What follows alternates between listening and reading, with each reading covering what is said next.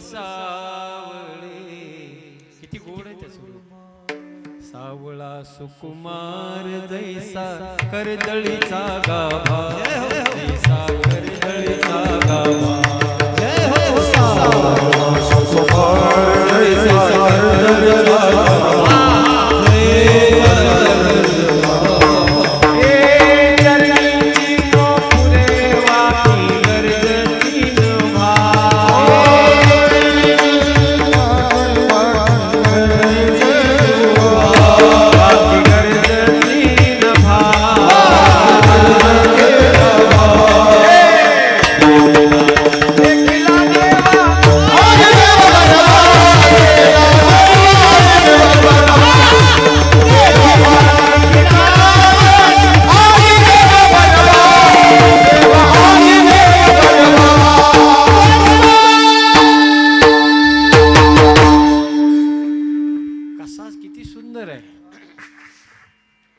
तुझी निढळी कोटी चंद्र प्रकाश, कमल नयन हास्यवदन.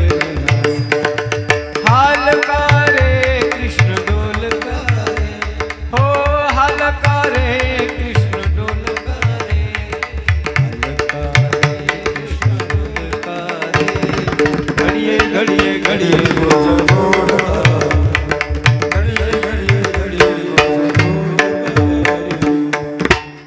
भगवान परमात्म्याच्या सौंदर्याचं वर्णन करत असताना वृंदावनातल्या संतांनी गोड गायलंय बघा. किती सुंदर आहे तो परमात्मा. जरी की पगडी बांधे,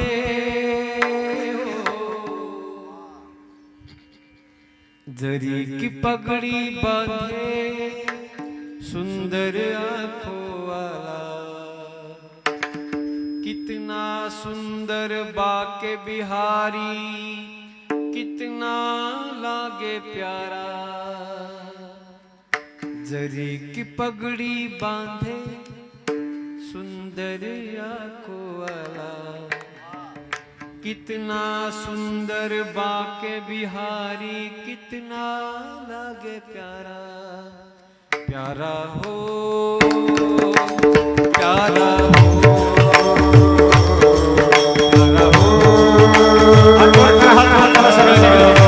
एक साथ बोलो, एक साथ.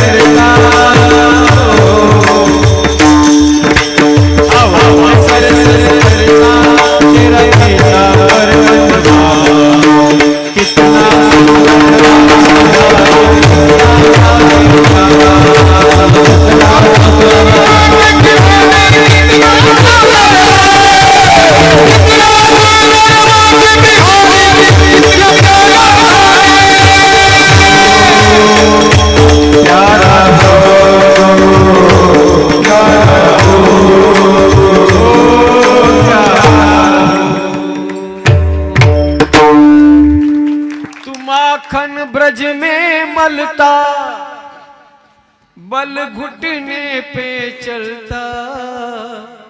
देख यशोदा माई, देवों का मन भी जलता. है सुंदर ये सावरा, हो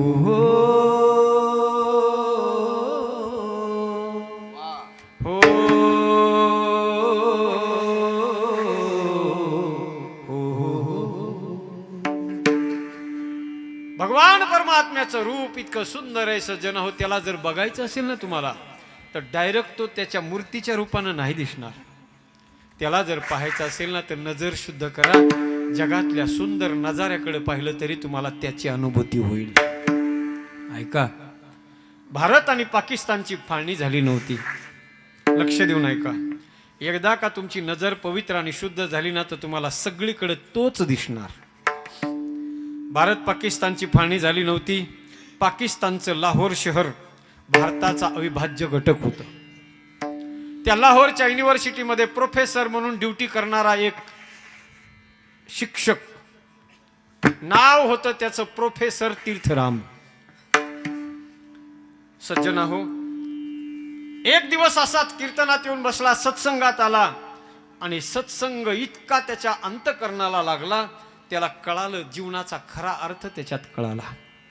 त्याच क्षणी, लक्ष देऊन ऐका, त्याच क्षणी त्या शिक्षकाने, त्या प्रोफेसरने सर्व्हिसला लाथ मारली, भगवी वस्त्र अंगावर परिधान केले, संन्यास दीक्षा घेतली.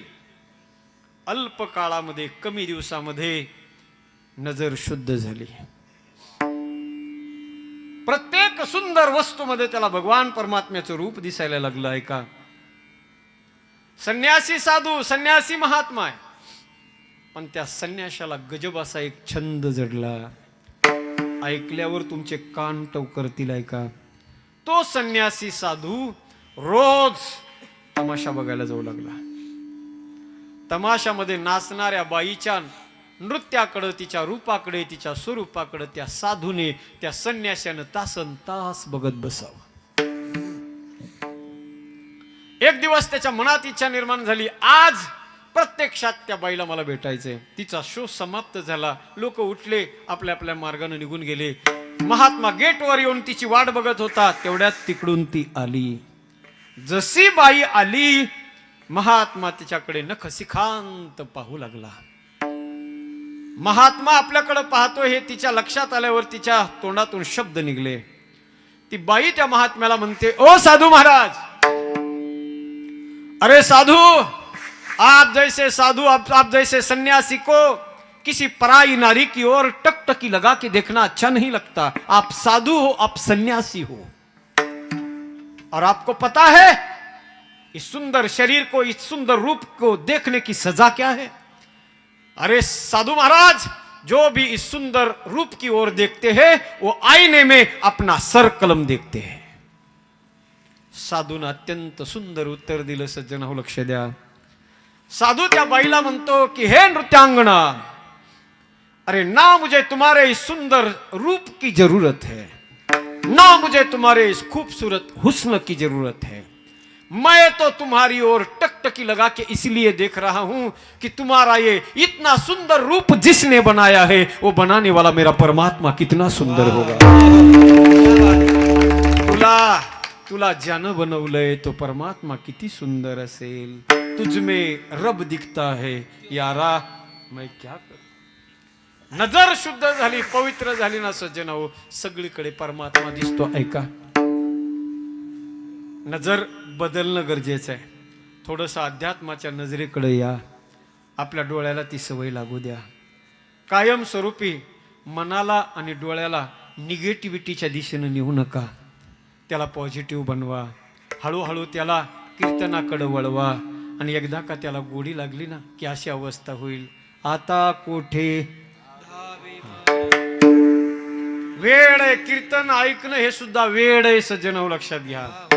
आणि ती वेळ ज्याला लागते ना, तो माणूस हा विचार करत नाही. तो शेतात ट्रॅक्टर घेऊन नांगरायला गेला ना तर तिथं बी तो कीर्तनच ऐकत असतो. लक्षात घ्या. एक काळ होता की त्या ट्रॅक्टरवर नांगरटी करणारे पोरं इतके गाणे वाजवायचे हिंदी, आणि त्याचा आवाज इतका मोठा असायचा की ते गाणं त्याला बी समजत नव्हतं आणि बाकीच्यांना बी कळत नव्हतं. पण आता बदललाय जमाना, काळ बदललाय.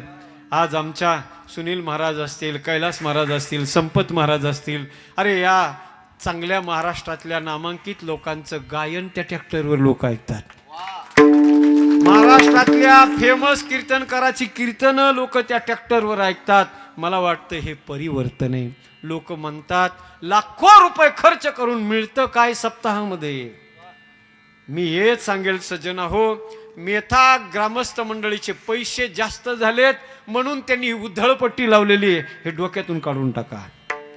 या सप्ताहामधून दरवर्षीच्या सप्ताहातून 10 जरी तरुण सुधारले आणि गळ्यात पवित्र तुळशीच्या माळा घातल्या ना तर सप्ताह सफल झाला सज्जन हो, लक्षात घ्या.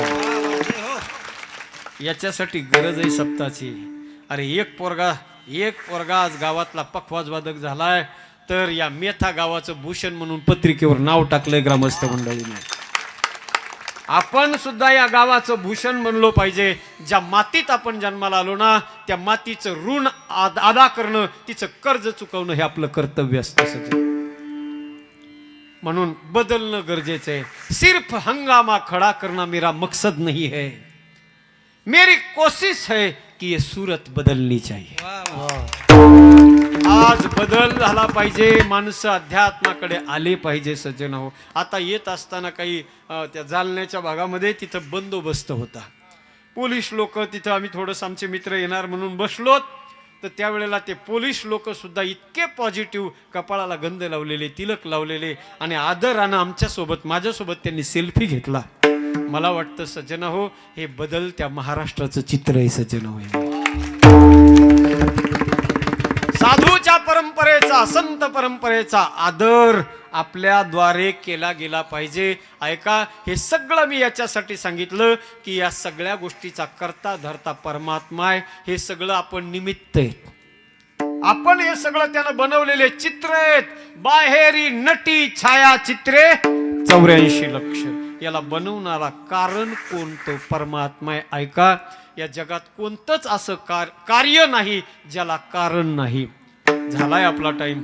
राहिलेल्या 5 मिनिटांमध्ये आपण शेवेकडं पूर्णविरामाच्या दिशेने वाटचाल करणार आहेत. ऐका, जगात एक महत्वाचा मुद्दा मी तुमच्या समोर मांडतो. या जगामध्ये असं कोणतंच कार्य नाही ज्याला कारण नाही. आज काही माणसाच्या जीवनात सुख आहे, काही लोकांच्या जीवनात दुःख आहे. काहीच्या झोळीमध्ये फुलं आहेत आणि काहीच्या झोळीत काटे आहेत. काय कारण आहे? ऐका, त्याला सुद्धा कारण आहे. एक झोली में फूल भरे हैं, एक झोली में काटे रे, कोई कारण होगा हो. तेरे बस में कुछ भी नहीं, ये तो बांटने वाला बाटे रे, कोई कारण होगा, कारण होगा हो, कारण होगा. शब्दाकडे ध्यान द्या. नाग भी डसले तो मिल जाए किसी को जीवन दान, नाग भी डसले तो मिल जाए किसी को जीवन दान, चिट्ठी से भी मिट जाएगा किसी का नाम निशान, अरे कोई कारण कोई कारण होगा. एक झोली में फूल भरे हैं, एक झोली में काटे,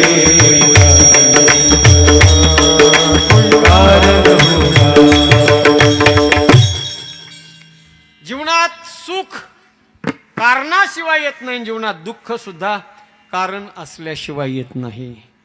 आपण आपल्या जीवनामध्ये जसं कर्म केलंय तसं आपल्याला भोगावं लागतंय. केले कर्म झाले, ऐका पुढं, त्याची, या शब्दाच्या खाली अंडरलाईन करा. संतांनी इथे लई जोर दिलाय. त्याची भोगाले, त्याची. जे कर्म केले, संतांनी रेड सिग्नल दाखवला. मांस खाऊनी हौस करीन, जोडोनी वैरी ठेविला. कर्म केलंय ना तर तेच भोगायला येतंय सज्जनावून. तिथंच, जिथं केलं तिथंच भोगावं लागतंय. ऐका, एकच उदाहरण सांगतो आणि शेवेला विराम देतो. ऐका, लक्ष द्या. दोघं नवरा बायको शहरामध्ये राहत होते. 1-2 लेकरं बाळ होती, त्यांना सुखी संसार होता. एक बाप होता, म्हातारा झालेला बाप होता. पहा, घरामध्ये राहत होता.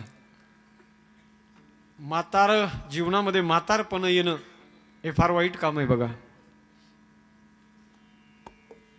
म्हातारा तो त्या घरामध्ये राहत होता, पण आता म्हातारपण म्हणजे फारच कठीण काम आहे. कारण एकतर म्हातारपणामध्ये आणि बालपणात काहीच फरक नाही. जसा बालपणामध्ये माणूस काही त्या शुद्धीवर नसतो, तसं म्हातारपण आहे. दोघं नवरा बायको एज्युकेटेड आहेत, वेल क्वालिफाईड आहेत दोघं बी. पण म्हातारसारखं घरी आलं की तो ड्युटीहून आला पोरगा की म्हातारसारखं दिवसभर खोकत राहायचं, थुकत राहायचं कुठं बी. सून एज्युकेटेड होती, शिकलेली होती, तिला ते काही जमतच नव्हतं. रोज तिने नवऱ्याच्या कानात भुन भुन भुन भुन करीत राहायचं. नवरा म्हणला, हे बघ आता आज मी तुझी कायमची ही कटकट मिटवून टाकतो. बापानं पोराला सांगितलं, बाबा चला आता तुम्ही तुमची पिशवी भरा. चला म्हणला, तुम्हाला जरा निवांत, तुम्हाला कुठेतरी मी निवांत एखाद्या जागेवर नेऊन सोडतो म्हणे. काय म्हणे, बाबा आम्ही सुद्धा, आमची सुद्धा लाईफ आहे, आम्ही एज्युकेटेड पर्सन आहोत, आम्हाला कुठं फिरावं लागते, कुठं जायचं सहलीला, इकडं तिकडं मित्रासोबत एन्जॉय करायला, हॉटेलला जेवायला जायचं, कुठं जाता येत नाही, काही करता येत नाही. तुम्ही घरी असल्यामुळं आमच्या म्हणजे पायात बेड्या घातल्यासारखं काम आहे. चला म्हणे बाबा, तुम्हाला मी जरा निवांत ठिकाणी नेऊन घालतो म्हणे. म्हाताऱ्याची पिशवी पोरानं भरली आणि बापाला घेऊन पोरगा वृद्धाश्रमाच्या दिशेने निघाला. सज्जन हो, हात जोडून विनंती असेल माझी, आपल्या मराठवाड्यात नाही कुणी शक्यतो आपल्या बापाला वृद्धाश्रमामध्ये नेऊन टाकीत. पण रस्त्याने येत असताना जालन्याच्या पुढे, रामनगरच्या पुढे आलो, त्यावेळेला मला एक रस्त्यानं डाव्या बाजूला वृद्धाश्रम दिसला. म्हणून बोलतो, मायबाप, म्हातारे झालेले मायबाप जर तुमच्या घरी असतील आणि तुम्हाला जर त्यांची सेवा करायला भेटत असेल तर तुमचं सौभाग्य समजा सज्जन हो, परमभाग्य समजा, परमभाग्य. आज स्वतःच्या पायावर उभं राहून माणसं सज्जन हो शहरात जाऊन 5-5, 10-10 मजल्याचे बंगले बांधून राहतात, लेकरं बाळं घेऊन राहतात. मी म्हणतो 5 बंगले बांधताय ना, तिथं 10 मजल्याचे बंगले बांधा, 10 मजली बंगली बांधा तुम्ही, त्याच्यात त्या बंगल्यामध्ये राहा. पण त्या 10 मजल्याच्या बंगल्यामध्ये म्हाताऱ्या झालेल्या मायबापाला ठेवायला जर तुम्हाला लाज वाटत असेल तर जगातले तुम्ही श्रीमंत नाही, तुमच्यासारखे भिकारी जगात दुसरे कोणी नाहीत. लक्षात घ्या. माता पिता को कोई नहीं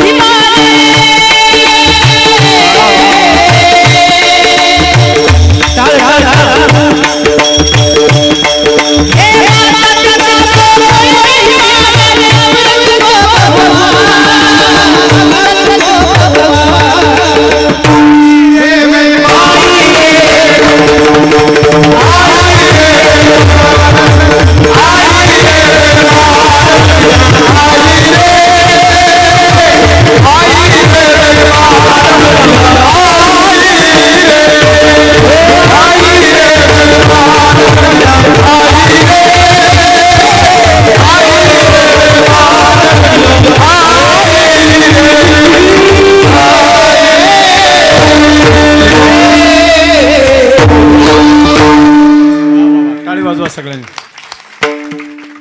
हे भजन ऐकलं सज्जन हो, हे भजन ऐकलं ना की हिंगोली जिल्ह्याची शान होती, एक हिंगोली जिल्ह्याची शान होती. हे भजन ऐकावं आज बी सज्जन हो. सुनील महाराज तुम्हाला इग्नोर नाही करीत, माफ करा, पण या हिंगोली जिल्ह्यामध्ये मागच्या 20 म्हणजे 2 दशकाच्या अगोदर एक रत्न होऊन गेलं. त्या रत्नाचं नाव होतं कैलास पोले.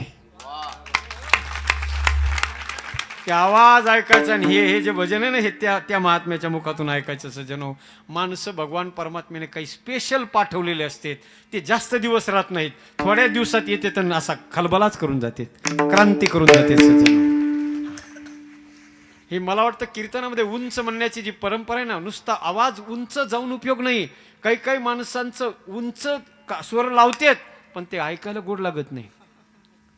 गाणं उंच बी असावं आणि गोड बी असावं, गोड बी असावं. जितका आवाज उंच जाईल, आणि आवाज उंच कुठून जातो माहिती का? आवाज नुसता नरड्यातून काढला तर उंच जात नाही.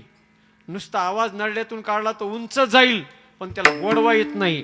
आवाजाला जर गोडवा यावा वाटत असेल, वाजवण्याला बी गोडवा जर यावा वाटत असेल, कीर्तनकाराच्या बोलण्याला बी गोडवा जर यावा वाटत असेल, तर हे सगळं भांडवल इथून निघलं पाहिजे, बेंबीपासून.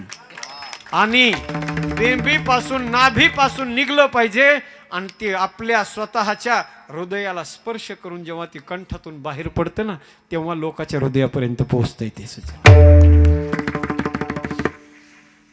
बैमान दुनिया. माय बापाला वृद्धाश्रमाच्या दिशेनं नेणारी दुनिया ही. पोरगा म्हणला बाबा चला तुम्हाला नेऊन घालतो म्हणला. बसवलं मोटरसायकलवर. ऐका बरं का, बोर नाही झाले ना तुम्ही? झाले असले सांगा मग संपून टाकतो. रंगलंय जरा वातावरण चांगलं. गाणारे भारी आहेत नंबर 1, सिस्टीम नंबर 1, ऐकणारे तज्ज्ञ. आता आम्ही तरी कीर्तनकारांनी काय करावं, तुम्हाला सगळंच लागतं. चाल बी तुम्हाला अर्धा तास ऐका वाटते, त्याच्यात पुन्हा चक्रधरा ऐका वाटते, नुसत्या गायकाचे नाही पुन्हा पाकवाज वादकाचे बी ऐका वाटते. मग आता आम्ही काय चक्र मारायचे नसत्या? आम्हाला बी 1 घंटा तर पाहिजे ना बाबा कमीत कमी. हां ऐका, लक्ष द्या. आणि हे बघा, मी त्या कीर्तनकारातला कीर्तनकार नाही. हां आपली फॉर्मॅलिटी करायची वेळ झाली की आपलं सोडून द्यायचं आणि मोकळं व्हायचं. अरे लोक कीर्तनकाराचं कीर्तन ऐकण्यासाठी 2 शब्द चांगले कानावर पडावेत म्हणून 15-15, 20-20 किलोमीटरहून गारव्याचं थंडीचं येतात. त्यांच्या कानावर 4 चांगले शब्द पडले पाहिजे. आम्हाला काय पेट्रोल जाळायचं का? जेवढं जाळायचं ते गाडीने जाळलेलं आहे. इथं आल्यावर काय करायचं? 2 भाकरी जास्त खाय ना, पण 15 मिनिटं शिल्लक कीर्तन कर. हे चाबरे धंदे कधीपासून केले, करायला सुरुवात केली? हे काय कामाचं नाही. विनोदाचा भाग सोडून द्या. ऐका लक्ष देऊन. पोरानं बापाला उचललं, मोटरसायकलवर टाकलं, गेला वृद्धाश्रमामध्ये. म्हणला बाबा आजपासून तुमचं हेच घर आहे. इथून पुढे आता आम्ही तुमच्याकडे येणार नाही, आम्ही तुम्हाला भेटायला येणार नाही, तुम्ही बी आम्हाला भेटायला यायचं नाही. हेच तुमचं परमनंट घर समजून तुम्ही इथंच राहायचं. पोरांनी सांगितलं. मी हे सगळं उदाहरण का सांगायला माहिती का? जिथं कर्म केलं तिथंच फेडावं लागतंय. ऐका, पोरांनी त्याला बापाला नेऊन सोडलं. पण ऐका ना, पोरग बापाला वृद्धाश्रमात नेऊन सोडून घरी येऊस तर म्हातारा, पोराच्या आधी म्हातारं घरी, पोराच्या आधी म्हातारं घरी. म्हातारे माणसं आणि मांजरी यांना कुठं नेऊन सोडा, ते लगेच येतात घरी मागा. एका माणसाने मांजर जास्त ताप द्यायला लागली म्हणून त्या मांजरीला धरलं, जंगलात नेऊन सोडायला गेला. मला लांब नेऊन सोडू, लांब. तिला पुन्हा रस्ता सापडला नाही पाहिजे. जितका जंगलात गेला, आणि जंगलात लय लांब गेला, पण झालं असं, जिथं गेला तो आतमध्ये, तिथून वापस यायचा रस्ता त्याला सापडा ना. मांजरीचं, त्या मांजरीला त्याने सोडून दिलं पुढं, मांजर पुढं, हे मागं घरी आलं नीट.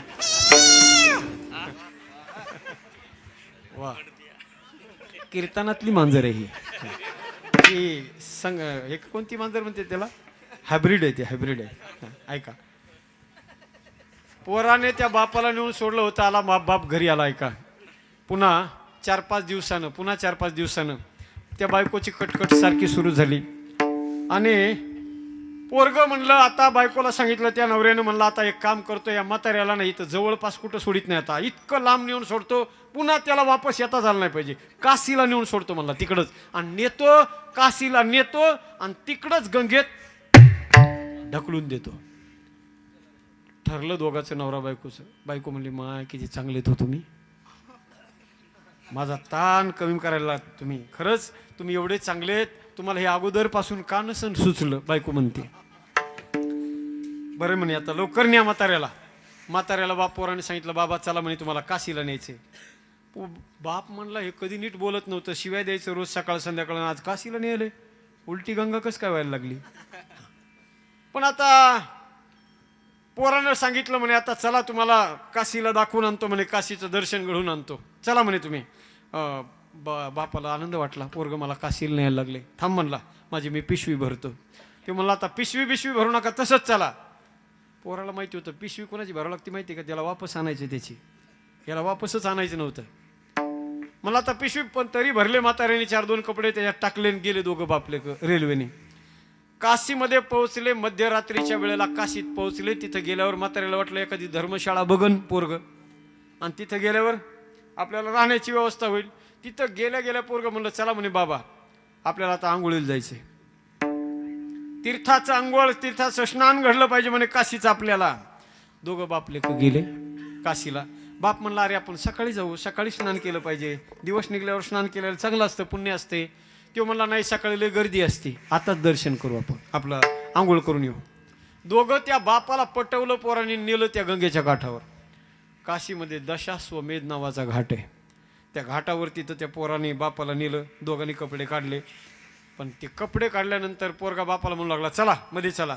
मध्यरात्रीच्या वेळेला त्या पोरानं याच्यामुळे नेलं होतं बापाला की सकाळी जर नेलं तर सकाळी गर्दी राहीन आणि त्या म्हाताऱ्याला जर सकाळी ढकललं तर शिवार महाराज कुणी बी तुमच्यासारखं येऊन त्याला धरीन पकडीन बाहेर काढीन आणि जर म्हाताऱ्याला बाहेर काढलं तर पुन्हा घरी घेऊन यावं लागेल. म्हणून मध्यरात्रीच्या वेळेला नेला बाप. कपडे काढले, गंगेच्या काठावर म्हातारं बसलं. बाप पोरगा म्हणला बाबा मध्ये या, म्हणे मध्ये आतमध्ये या. त्या म्हाताऱ्याला आधीच कळालं होतं, त्याला खरखर आली होती त्याच्या मनामध्ये. ती काठावरच बसलं. ते म्हणलं तू जाय म्हणे मध्ये, मी इथं कडीलाच बसून आंघोळ करतो म्हणला पायरीवर. त्याच्या लक्षात आलं होतं म्हाताऱ्याच्या, आता याचा डाव काय आहे ते, इथंच बसतो म्हणला. पोरग लय पुढचं होतं. पोरग म्हणलं नाही नाही, या तीर्थात आंघोळ जर करायची असेल तर कमीत कमी बेंबी इतकं पाणी लागत आहे म्हणे. तितक्या पाण्यात जाऊन आंघोळ करावं लागते तर ते स्नान घडते. पोराने म्हाताऱ्याच्या हाताला धरलं, चला म्हणे आतमध्ये. नेलं कमरे इतक्या पाण्यामध्ये. घाट संपला, वाळू सुरू झाली. पाण्याचा ओघ वाढत होता चांगला. हळूहळू कमरेच्या जवळजवळ पाणी गेलं. पोरानं ठरल्याप्रमाणे जे म्हाताऱ्याच्या मानगुटाला धरलं आणि म्हाताऱ्याला ढकलायला लागलं पोरग पाण्यामध्ये. म्हाताऱ्याच्या मनगटात इतकं बळ आलं, म्हाताऱ्याने जे पोराचे हात पकडून ठेवले, म्हाताऱ्या काय हात सोडीना. झट्यापटाका चालू आहे दोघाच्या बाप लेकाच्या. पोरग म्हणतंय सोडा, बाप काय सोडायला तयार नाही. शेवटी पोरग वैतागलं, म्हणलं तुम्हाला इथं आंघोळ घालायला नाही आणलं मी, तुम्हाला इथं मारायला आणलंय. इथं ढकलून द्यायचंय तुम्हाला, बस करा म्हणे. आजपर्यंत लय त्रास दिला तुम्ही, लय त्रास झाला म्हणे तुमचा आतापर्यंत, कुठपर्यंत त्रास सहन करायचा म्हणे. आम्हाला बी जीवन आहे, तुमच्या म्हाताऱ्या लोकांचं कवर तरी आम्ही सहन करायचं. बस मी आता तुम्हाला इथं आंघोळ घालायला नाही आणलेलं, इथं मारायला आणलंय म्हणे तुम्हाला. चला या म्हणे, पुढे या, सोडा म्हणे हात माझे. बाप काय हात सोडीना. हात झटकण्याचा प्रयत्न पोरग करतंय, बाप हात सोडित नाही. पण बापाच्या लक्षात आलं, म्हणलं हे बघ तुला मी सोडू शकत नाही, तुम्हाला इथं ढकलशे, तुला मारायचंच ना, तुला जर मला इथं ढकलूनच द्यायचंय ना, तर हे बघ माझी एक अंतिम इच्छा पूर्ण कर. ते म्हणलं आता काय अंतिम इच्छा आहे तुझी? ते म्हणलं एक अंतिम इच्छा माझी पूर्ण कर. मारायचंय ना मला, ढकलायचंय ना तुला, द्यायचंय ना ढकलून गंगेमध्ये, फक्त एक काम कर, इथं नको ढकलू, तिथं जरा वरणी आणि तिथून ढकल. पोरग म्हणलं मारायचंयच ना, कुठं ढकललं तर काय मरणारच आहे. इथं ढकललं तरी तिथं ढकललं तर तिथून वाचवा, तिथं येशील आणि इथंच मरशील. नाही म्हणला इथं ढकलू नको, तिथं ढकल. पोरग म्हणलं पण इथं का नको? बापाने सांगितलं इथं याच्यामुळं नग, कारण माझ्या बापाला मी इथंच ढकललं होतं. जिथं कर्म केलं तिथंच फेडावं लागते, तेची भोगाली विठ्ठला विठ्ठला. कर्म कुणाला चुकत नाही सजन हो, कर्म चांगलं करणं गरजेचं आहे. कर्म म्हणजे काय? कर्म म्हणजे बीज.